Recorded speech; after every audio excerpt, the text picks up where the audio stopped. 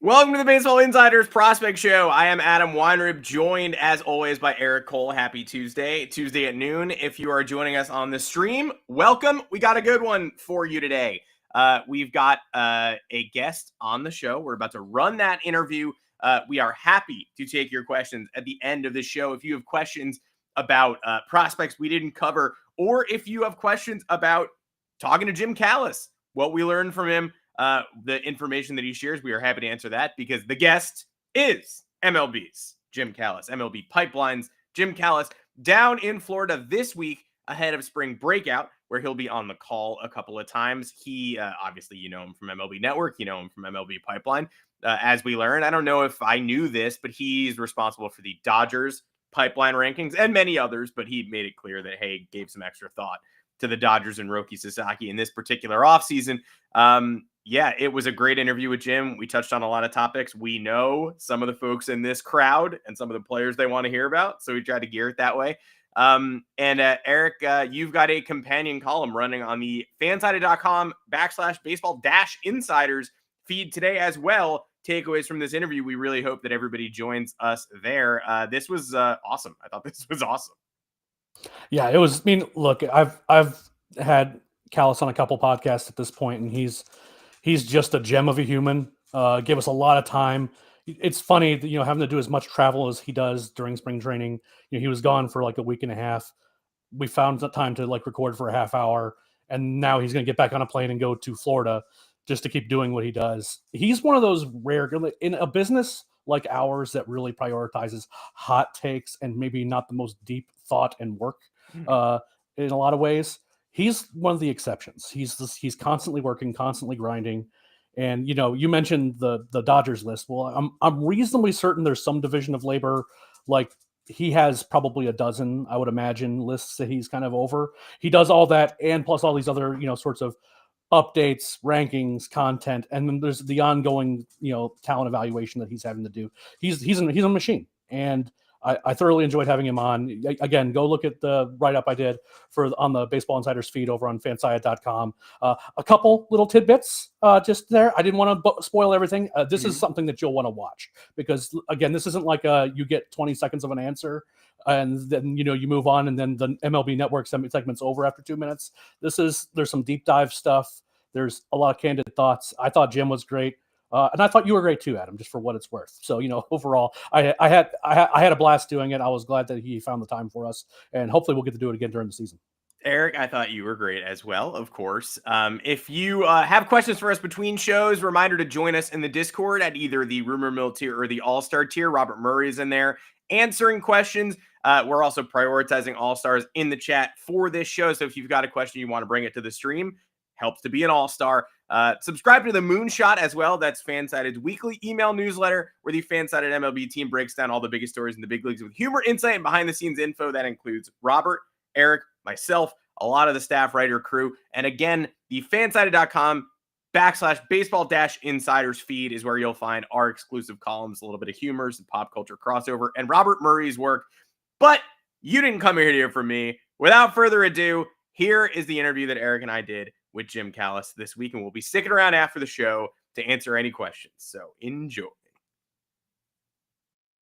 The Baseball Insiders Prospect Show is honored to have MLB.com's Jim Callis with us today to answer some questions about hot starts to spring training and the prospects he has gotten to watch. Jim, we really appreciate you joining us. Thank you so much for taking the time today. Oh, glad to. I'm honored to be here. So. Well, perfect. We'd love to have you. And we know you just came back from Arizona. We know you're going to Florida later this week, but you got a chance to check out some of the action in the Cactus League. I figured I'd start by asking, which teams have you gotten to watch in person so far this spring? And what were your primary takeaways that maybe, were different on the ground versus, being from afar? Like, did you see anything when you caught up in Arizona that sort of surprised you? Yeah, I mean, I did as part of 30 camps in 15 days on MLB Network. I did 10 teams, and it's a blur. I got to call up my schedule here. It was like going from one place. So I did Dodgers, Rockies, Angels, Mariners, Padres, Diamondbacks, Rangers, White Sox, Giants, Athletics. Mm-hmm. Blew through that in 10 days. And we shoot those so early. There isn't a lot of I love the backfields action to see the minor league. There's nothing better than you have multiple games and you're looking one diamond to the other. I got to see live BP in Dodgers camp the first day. That caught me off guard. I was not expecting to see anything. So I got to see some of their interesting pitchers. They have a Korean pitcher named Jang who's really interesting. Peyton Martin is coming back from kind of a down year last year. I got to see some of their younger hitters, Kellen Lindsey, guys like that, hit. And then I didn't really get to see a whole lot else. I got to see Cash Mayfield and Boston Bateman throw bullpen in Peoria with the Padres. And then they played a 2-inning sim game. So I got to see that. And then in Diamondbacks camp, they were playing some sim games. So I got to see, it was probably 5 or 6 innings. So that was pretty interesting. I mean, I saw some big league game action, but I tended to be kind of running around talking to farm directors and other stuff. A couple guys who stood out to me is Sebastian Walcott, who, is not going to turn 19 until later this week. Went 4 for 9 in big league camp with 3 doubles and a homer and looks unbelievable. And he looks like it. He's 6'3". I don't know what he's listed at, but he's put together pretty well. He's not, you wouldn't call him projectable. He looks like a big league body. If you didn't know, if you were just watching him, you would not know he was 18 years old. And he looked tremendous. And I was telling somebody, I remember 2 years ago talking to Evan Carter in spring training. And if you told me, and I was a huge Evan Carter fan, Evan Carter was going to be driving the Rangers to a World Series championship later that year, I'd have been like, come on. He's coming off stress fracture in his back. I don't know that I would have believed. I actually think, and I'm not saying they're going to win the World Series, although I do think the Rangers have the best team in the American League. I do think Walcott is probably in better position to finish the season in the big leagues than Evan Carter was 2 years ago. I think he's just going to tear it up. So he's just, and I enjoyed talking to him, extremely mature. He was exciting. And then I was fortunate. So the first day I was there, I was in Camelback Ranch for the Dodgers. And I actually had to run and get my BBWAA card from Megan Montmurrow, who's covering the Cubs. She was in Scottsdale, so I couldn't stick around. So it was to my great chagrin that I learned that Hagen Smith and Noah Schultz were both going to pitch for the White Sox that day. And I was like, I have to go get I just couldn't stay. But then when I circled back to the White Sox, I guess 6 days later, it just so happened it was Hagen Smith and Noah Schultz were pitching again. So it was I did get to see them, sat behind on plate, 2 innings each. Both of them, their command was not as sharp as it could have been, but the stuff was obvious. Schultz walked, I think, 3 guys, but had a double play. He might have had 2 double plays, if I remember correctly, to get out of it. But they both looked really good. So in terms of actually seeing prospects in big league games doing cool things, those were probably the guys that stood out the most. That's awesome. And I know that they've been, you've had to kind of been toiling around the desert, having to get back and do these interviews and all this stuff. But there's a lot of guys in camp right now that are performing, I think, better than a lot of people expected, or people weren't even aware of them to begin with. You mentioned Walcott as kind of a standout guy that you saw, but in terms of the spring training performers that are, putting up real numbers, are there any other guys at the plate specifically that are kind of doing much better than you thought that they would at this point? I'll be honest. I've been kind of focusing on running from camp to camp. And now I have to write up a spring training report for every camp I was in. Now, thankfully they're spread out. And I was finishing up top 30 prospect lists and farm system rankings when I was out there. So I had not focused other than too much task at hand. That is my focus. I will say, I did see, Caglione, hit another bomb. He'll be the guy I'm interested to see because I like Jack Caglione a lot. I really do. But it's interesting, he's chased so much at Florida. I think it was a 39% chase rate last year.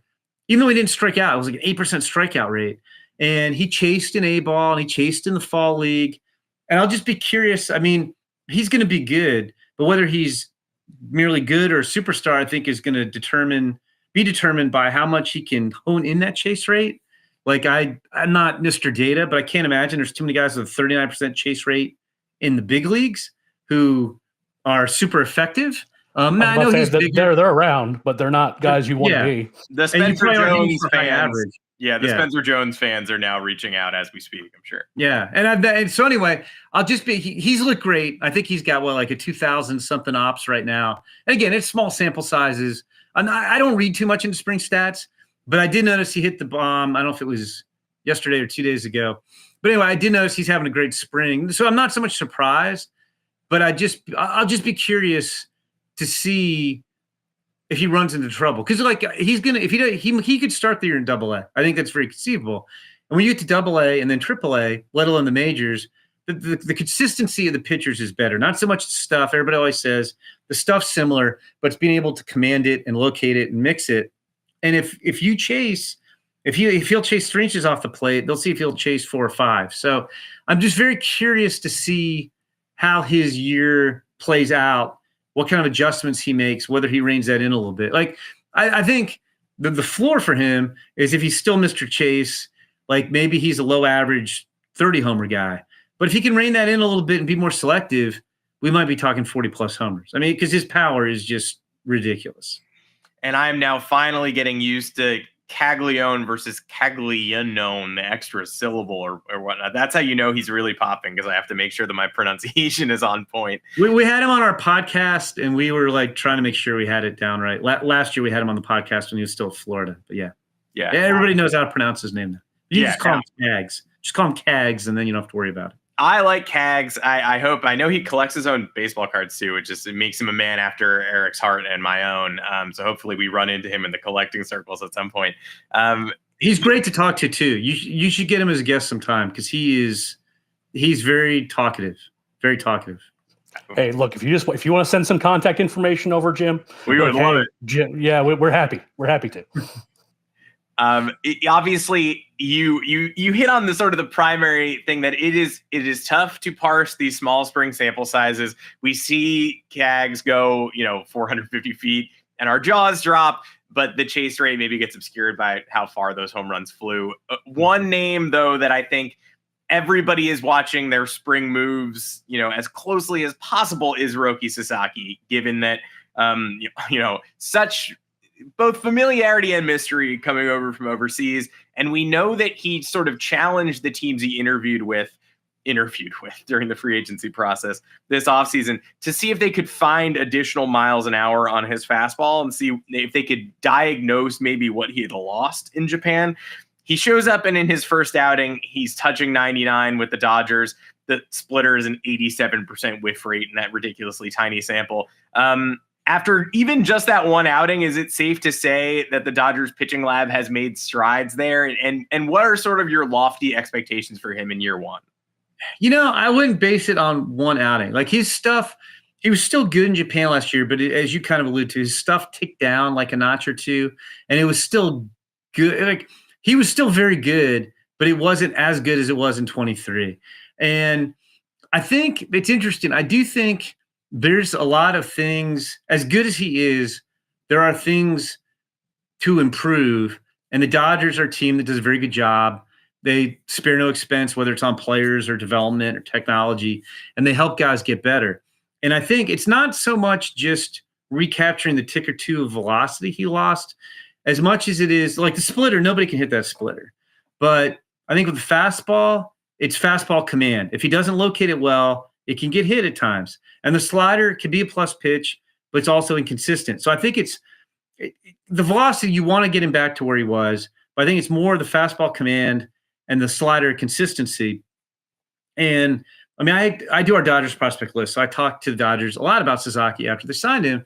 And I do think the feeling is that he should obviously be good right away, but that the best version of Roki Sasaki in Major League Baseball might be 2026 or 2027 as they get him acclimated, as they can work on these things. So that's kind of the scary thought, is that, I think we all kind of think he's going to be Rookie of the Year this year, but that there might be an extra gear or two you can help him unlock, because he's apparently like crazy athletic, crazy mobile, gets down the mound extremely well. The splitter could arguably be the best splitter of all time. Like it's up there. But that the Dodgers might actually be able to help him get better. We'll see. It'll be very interesting. So there's been a lot of hype around a lot of guys this spring. Roki Sasaki, obviously playing in LA, how high profile was signing, that was going to be always happen. What we also have been seeing is that there's been a lot of attention being given to the Red Sox particularly the top of their farm system with Roman Anthony, Christian Campbell, Marcelo Mayer. And I'm kind of curious, like this quote came out recently that this is the best position player trio in a decade. Do you think that that's kind of hyperbole that's, basically designed to get clicks, which, we all kind of are maybe a little bit more guilty at times than others? Or is this something that this actually could be true and that like these three guys that Boston has could be like among the best that we've seen in terms of a group coming up at once? Yeah, I'd have to look. I mean, the Cubs, right before their World Series team had Chris Bryant. They were loaded. I'd have to go back and look. I mean, it's certainly up there because I will say this: if you want to argue, he counts as a rookie, so we count him as a prospect, and he counted towards international. But if you want to argue that Roki Sasaki is not really a prospect, which I think is a fair argument, we have a definition we use, and he counts, and MLB counts him as one because if he wins Rookie of the Year, the Dodgers will get a first-round pick for it too, as a nice little bonus. But if you were to say Roki Sasaki did not count as a prospect, you've got Roman Anthony, who would be our number one prospect in baseball because he's number 2 on our list. There are teams that will tell you, they've told me that they think Christian Campbell is the best prospect in baseball, and it's not even close. I had a team tell me, not only is he the best, in their metrics, it's not even close. It's clearly Christian Campbell. And I could be interested. I almost feel like the Red Sox internally, it's neck and neck. Like might actually have Campbell slightly ahead of Anthony, and then you talk about Meyer, who is probably at the time. I can't remember. Do we rank him number 1? I think we had Marcelo Meyer number 1 on our draft list in 2021. At some point he was. I don't know how much change. I'm pretty sure we did. My memory is gone now because it was 4 years ago. But anyway, he was arguably the best player in the 2021 draft, and he really hasn't done anything. I think he's lived up to his reputation in terms of his offense and defense. It's just more a matter of staying healthy. He's had one nagging injury after another, and he's never really put together a full season and didn't play the latter part of last year after getting promoted to AAA. But, I think they'd be in the argument. Like, that's one of those things. I don't trust my memory anymore. I'm old enough, so I'd like to go back and look and see. But, yeah, you're talking about 2 guys who are arguably the best prospect in baseball, and then it's funny. I think Alex Cora or somebody was saying how Marcelo Meyer is being overlooked. He's the forgotten guy. And it's like nobody's forgetting about Marcelo Meyer. He still looks like a legit 25-homer shortstop who can play. Like, he doesn't run well, but he plays the position well. And at worst, if you moved him to third, which, now they have Bregman, so maybe not. But if you want to move him to third, like, he might be a Gold Glove defender at third. So I don't think anybody's forgetting about Marcelo, but it is kind of funny how he is overshadowed by those other 2 guys. Yeah, Red Sox fans right now having nervous flashbacks about thinking about moving someone to third, but point taken that he looks fantastic and certainly not forgotten. I know we have a lot of Pirates fans who watch this show, and I know we had a lot of Pirates fans who entered the offseason spring training maybe hopeful that Bubba Chandler would get carried on that opening day roster and be the Jared Jones 2.0 of this season. Are you at all surprised that he will more than likely not be on the opening day roster? And what do you expect from him moving forward in terms of his arsenal and in terms of maybe MLB timeline from this point forward? Yeah, it's hard to say. Like, I know they have 5 starters kind of penciled into the rotation, and I guess they're all healthy. I guess I'm not surprised because Paul Skeens didn't make their opening day roster last year. Jones did, Skeens did not. And it kind of bit him because Skeens won Rookie of the Year, so he gets credit for full year of service time. But the Pirates don't get the first round pick because he was Rookie of the Year. I don't know. Like, you could argue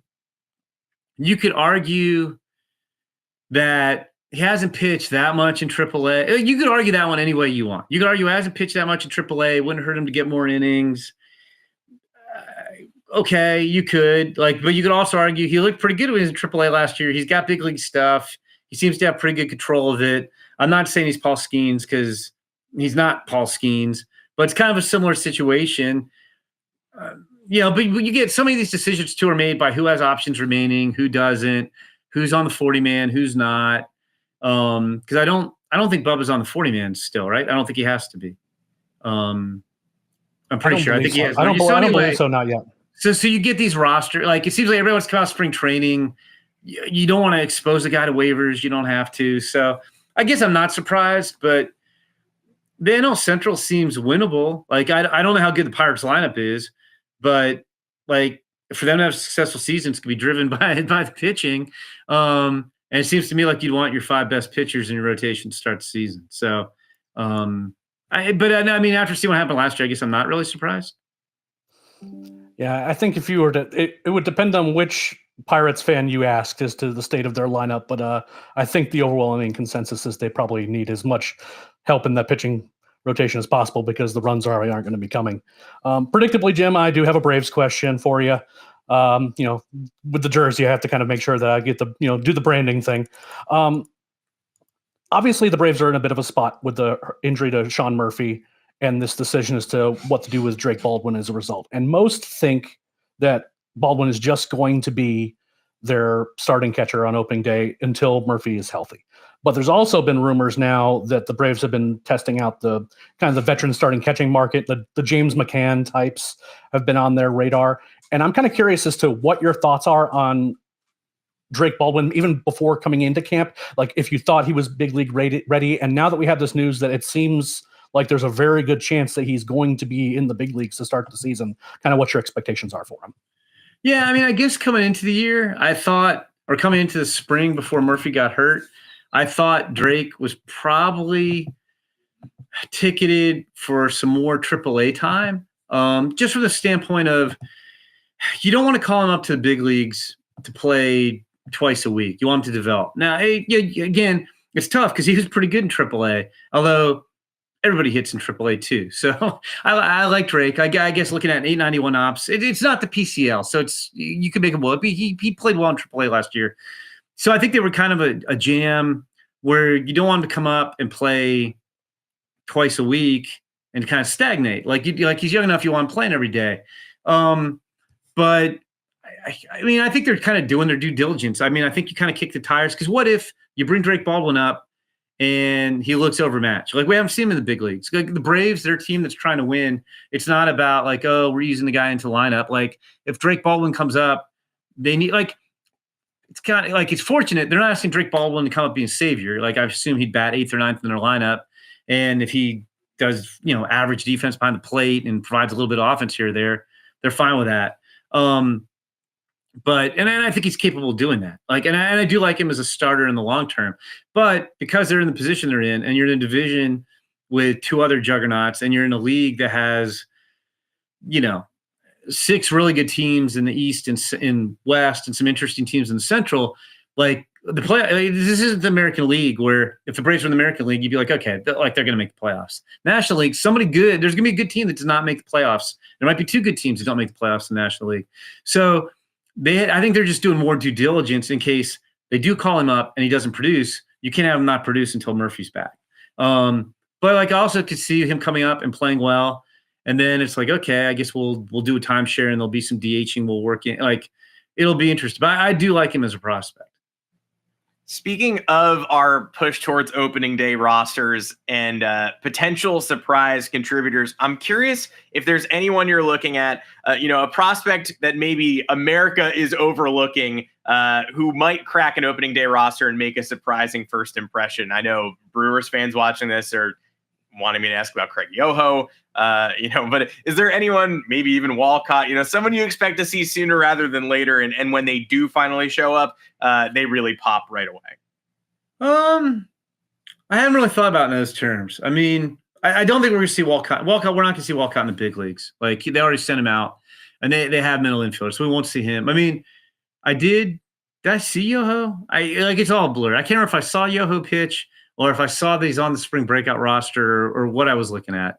Now, is he on the spring? I don't even know if he's on the spring breakout roster. I don't have that memorized. I might be wrong, but I haven't really thought about in those terms. Like if there's a specific guy, but like I said, I've been kind of blinders on, like different camp every day. Now I'm back home. I got to write spring reports before I go to Florida. I haven't. We're too early in spring training. When I get back from Florida, then I will start to focus on, okay, hey, who might actually make a club that I didn't think was going to make the club? It's funny that you mentioned the spring breakout rosters because again, this is kind of a relatively new addition to the rotation of things that we have to care about in the season. And I really enjoy this early look at prospects who haven't really had a chance to kind of succeed or fail this year, but are interesting and exciting coming into a season to even see what they're going to be like, what they're going to be. And there's a lot of top 100 guys. And, we were talking a little bit before the show about some of the top guys or lack thereof that are going to be playing in the games themselves. But are there prospects, like just a couple names that are like going to be playing in these spring breakout games that maybe are like names you're in particular, like this is like maybe the first time you've gotten to see them against, higher level competition, or just even to have limited data on them, period, that you're really kind of digging in on and saying, I want to see how they do in this? Yeah. I mean, there's a ton of them. I mean, like you mentioned the Red Sox big three, but they've also got a super young shortstop who's really interesting named Franklin Arias, who might be Marcelo Meyer with better defense. Like I wouldn't take him ahead of Meyer right now, but he could be. Like he's super interesting. We mentioned Cags. We mentioned, I think the White Sox, all 6 of their top 100 prospects are going to be in the game. So people who haven't seen Noah Schultz or Hagen Smith are the two best left-hand pitching prospects in baseball. Those guys will be playing. It'll be your first chance to probably see. I mean, I guess you could see him in spring training game, but Braden Montgomery. The Rays have super interesting guys. They have Chandler Simpson. They always do.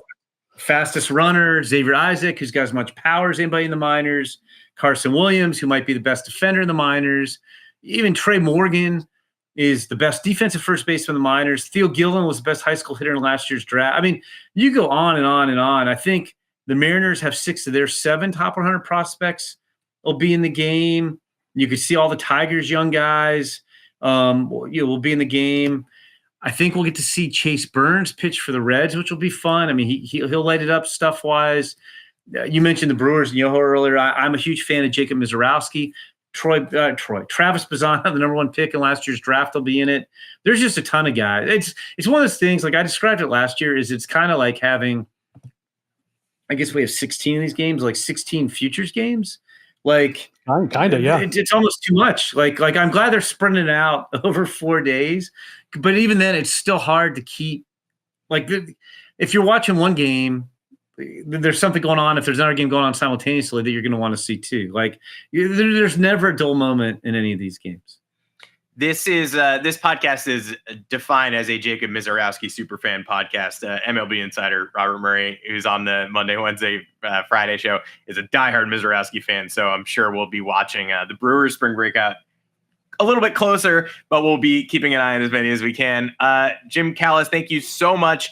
Where can we see you this week on what spring breakout broadcast can we expect you? Okay, I got to get the days of the week right. So Thursday. I will be doing it. It's cool because I think it's the best matchup in terms of the 2 of the best farm systems of baseball, but also who's going to be at the game. I get to do Rays and Red Sox, which will be on MLB Network. I should know the time, shouldn't I? But I'm trying to look at my alternate computer here. I think that game is at 7 p.m. Eastern, so that will be on MLB Network. And then on the 15th, I'm doing the Yankees versus the Orioles at 6 p.m. Eastern. And that'll also be on MLB Network, and that'll be a fun game. You mentioned Spencer Jones earlier. I guess we probably won't see Jason Dominguez because he's going to be in big league camp. There'll be some interesting guys. Enrique Bradfield can really run. Vance Honeycutt, their first-round pick, the Orioles' first-round pick last year, has a ton of tools. I think, Spencer Jones, I think there's some 5 Vanderbilt guys in that game. Bryce Cunningham was a second-round pick last year of the Yankees. You're going to see a lot of Vanderbilt guys, just period, and sprinkled around all these games. Them in Tennessee. Yeah. But so anyway, those will be the 2. And I know all the games will be on TV, being broadcast either by MLB Network or Regional Sports Network. I think, and again, I should know this, and it's terrible that I don't, most, maybe all, are going to be streaming on MLB.com. They'll definitely be on MLB TV, so you can watch them on MLB TV. But they all should be fairly easy to find if you go looking for them. Like I said, I've been very blinders on. I have not focused on what outlet. I've just focused on getting to Port Charlotte for the first game on the 13th. But yeah, no, it should be a lot of fun. Spring breakout, it's a cool event. It'll be interesting because I do think, as it was originally conceived, it would be a lot more difficult logistically to pull off. But it was originally conceived as a tournament, and that would be kind of cool to see. That would be a lot of fun. Yeah, that rules. Again, well, I mean, there's so many logistics with that, and you're now talking about multiple games instead of one game. But we'll see. I think that's kind of the long-term goal, is to maybe get it there. But as is right now, it's very cool to see all these guys on the same. Like that Red Sox Rays game is going to be so loaded on the 13th. That's gonna be. I think that's got to be the most loaded game of any of them. But like I said, anywhere you look, there's going to be talented prospects. Well, we can't wait. Tournament or no, we're in. We're going to be watching Spring Breakout closely. And Jim, thank you so much for joining us. We'll check in with you as the regular season starts and see if we can get an early read on some risers. Thank you. Yeah, that'll be great. Jim Callis of MLB Pipeline. And of course, you've seen him on MLB Network. Spring Breakout this week, March 13th through 16th. And oh man, whet my appetite for that Spring Breakout tournament possibility. I know we're not going to do it this year. The logistics are crazy, and it's in the middle of spring training. These guys have work to do, but it'd be so nice, man. Wouldn't it be? I might just put in PTO if that happens. Just be sorry, I'm watching the tournament. I mean, it seems like such a good idea, and it was just nice hearing from Jim in general. Again, I kind of mentioned it a little bit in the interview. It's there's just with prospects, there's kind of this incentive to throw a weird and wild comp on a guy, be like, this guy is the next Dustin Pedroia. This is the next Babe Ruth. This is the next Roger Clemens.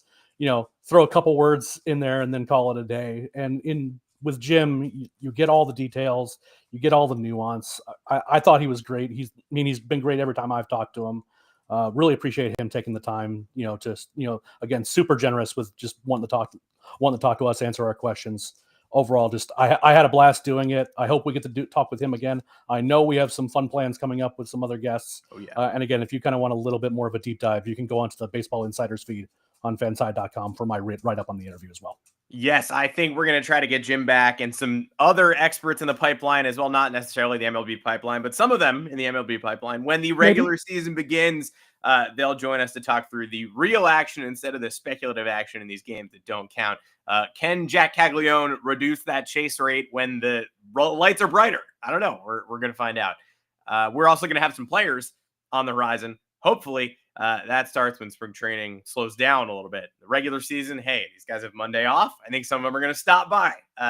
Maybe we can even get Jack Cags, like Jim was suggesting. Hey, I'll send a follow-up email to Jim, be like, hey, what's Caglione doing? Let's figure something out. Caglione has been all over his own baseball cards. We touched on it on the show, but he's maybe the most passionate prospect collector I've seen. So has he gotten the full rainbow? Is that what he's doing, or is he just kind of just hoarding? He did a great interview where I think it was with, it was with Topps Reps, but I think I can't remember if it ran on Topps or the MLB channel, where he was just he's showing up in the comments of breaks and being like, I'm Jack Caglione, and people are like, no, you are not. And then he's DMing them a picture of him with the newspaper like a hostage, being like, I sure am. Here's me, Jack Caglione. And so he's pursuing his own rainbow. I don't know if he's going to get, I'm sure the one-on-ones are hard because you're going to have to convince prospect collectors to give away valuable cards of a guy who's going to make them a lot of money. And it depends how much they like Jack Caglione. They like the personal interaction. Some of these guys, and I'm an autograph hound myself, born and raised, some of these guys value money over personal wealth and personal interaction. So I just don't know. But yeah, hopefully we get Jack on. We got some other prospects on the horizon. We're working to finalize. We appreciate everybody joining us today, watching our conversation with Jim, listening on all podcast platforms. Baseball Insiders feed is where you will find this show every Tuesday at noon Eastern time. The Baseball Insiders becomes the Baseball Insiders Prospect Show every Monday, Wednesday, and Friday. Robert Murray and I will be right here breaking down the latest in rumors, in news, in viral happenings from around the league, getting his unique insight. And we love doing this for everybody. We love our Discorders, our All-Stars, our Rumor Mill members. You can join right below this video on the YouTube channel. Just hit join, sign up, subscribe if you haven't, rate reviews if you haven't, like some comments, do whatever it takes to get the algorithm pumping. We thank Jim for dropping by today, and we're going to have great stuff for you in the future. So just continue to join us here. Eric, let's do this again next week. I think we should. Absolutely. I'm looking forward to it. There's going to be more spring training games. We're going to be able to talk about the spring breakout games next week as well. That's going to be a lot of fun. Sure will. So overall, it's going to be a good time. Vanderbilt take over. You and I both love Enrique Bradfield Jr. too. We could have derailed Jim for a little while there talking about him, but hopefully he shows out in next week's spring breakout and we can just do a Bradfield Jr. segment on the show. For Eric Cole, I am Adam Weinrib. We will see you back here next Tuesday, and then I'll be here tomorrow on the Baseball Insiders 4 Eastern time. Robert Murray is coming back from spring training games tomorrow, reporting live from the scene. So if you want good stuff, that's where good stuff resides. We'll see you then. We'll see you here.